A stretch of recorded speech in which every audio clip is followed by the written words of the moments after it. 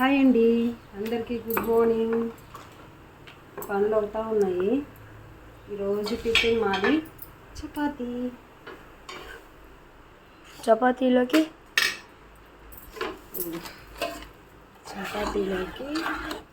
బంగాళదుంప బీట్రూట్ వేసి ఇలా కూరలాగా చేశారనమాట.